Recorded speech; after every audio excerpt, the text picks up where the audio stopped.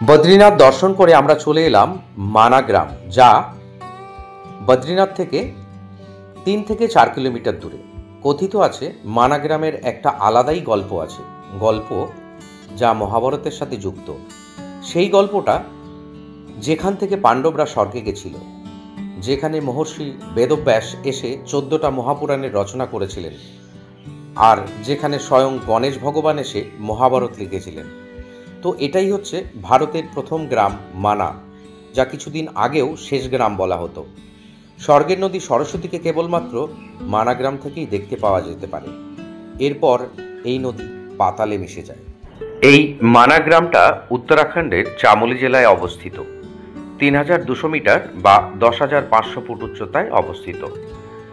এখানে 3 ডিগ্রি থেকে 11 degree Celsius তাপমাত্রা মোটামুটি থাকে। এই গ্রামের প্রত্যেকটা বাড়িরই আলাদা আলাদা গল্প আছে। প্রত্যেকটা বাড়ির দেওয়ালেই বিভিন্ন ধরনের ছবি আঁকা আছে, যেগুলো কিছুক্ষণ পর পর দাঁড়িয়ে দেখতে খুব সুন্দর লাগবে। সেগুলো বেশিরভাগটাই পৌরাণ সম্পর্কিত। এই মানা গ্রামে এলে বেশ কিছু গল্পের সম্মুখীন হবেন এবং বেশ কিছু জায়গা আপনারা দেখতে পারেন।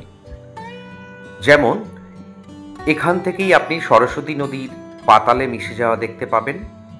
কথিত আছে পাণ্ডবরা এ রাস্তাতেই স্বর্গে আরোহণ করেছিলেন, যার জন্য যখন পাণ্ডবরা এখানে এসেছিলেন তখন এখানে সরস্বতী নদী পার করার জন্য কোনো রাস্তা ছিল না। তাই ভীম তার গদার আঘাতে এখানে একটা পাথর ফেলেছিলেন, যেটা ভীমপুল নামে পরিচিত। এই সেতুটা একটা একক পাথরের উপরে দাঁড়িয়ে আছে, তাই স্থানীয়রা বিশ্বাস করেন যে পাথরের সেতুর কাছে থাকা পায়ের ছাপগুলো ভীমের কিংবদন্তির সাথে সম্পর্কিত।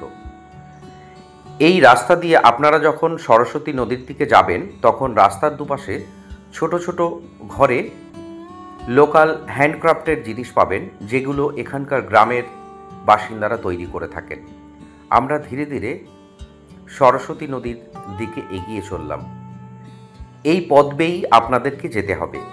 এখানে এলে আপনারা দেখতে পাবেন ব্যাস গুফা, যেখানে বসে সন্ত ব্যাসদেব মহাভারতের শ্লোক বর্ণনা করছিলেন এবং গণেশ দেবতা সেই শ্লোকগুলোকে লিখিত করছিলেন। তার জন্যও রয়েছে গণেশ গুফা। এছাড়াও এটা ভারতবর্ষের প্রথম গ্রাম।